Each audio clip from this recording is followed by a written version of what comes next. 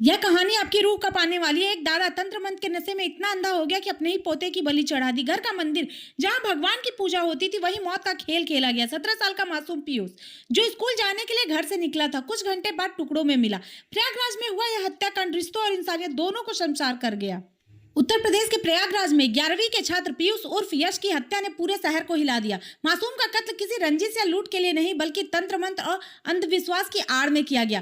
कातिल कोई बाहरी नहीं बल्कि रिश्ते का दादा निकला। उसने अपने ही घर के मंदिर में पीयूष की बलि दी और फिर लाश के टुकड़े टुकड़े कर ठिकाने लगाने की कोशिश की। आरोपी इस वक्त पुलिस की गिरफ्त में है।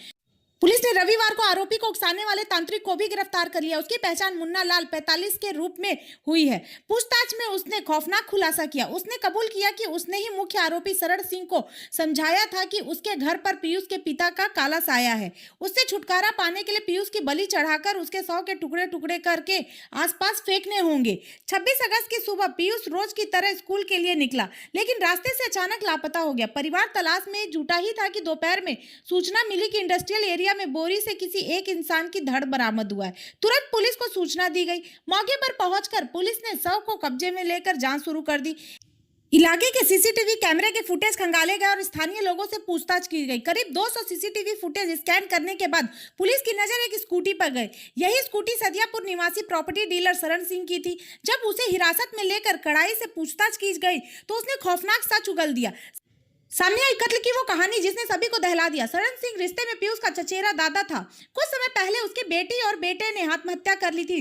दोहरी त्रासदी से टूटा शरण सिंह मान बैठा था कि उसके परिवार पर किसी ने काला जादू कर दिया है। इसी सोच में वह तांत्रिक मुन्ना के संपर्क में आया। मुन्ना ने उसे भरोसा दिलाया कि ग्रह दोष और काले साए से छुटकारा पाने के लिए किसी रिश्तेदार के बच्चे की बलि देनी होगी। शरण को शक था कि उसकी भाभी यानी पीयूष की दादी ने टोना टोटका किया है। अंधविश्वास के बहकावे में उसने पीयूष को निशाना बना लिया। 26 अगस्त को शरण सिंह ने पीयूष को बहाने से अपने घर बुलाया। पूजा घर में पहले से नर बलि का सामान तैयार रखा गया था।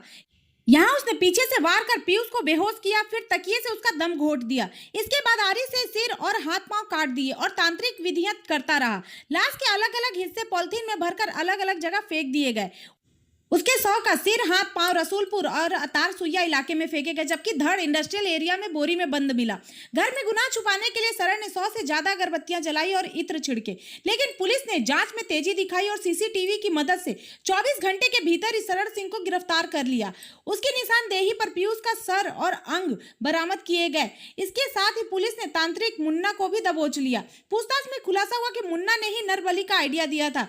यह सनसनीखेज हत्याकांड अंधविश्वास की उस भयावह सच्चाई को उजागर करता है जिसमें लोग रिश्तों की बलि देकर भी काले जादू से मुक्ति तलाशते हैं।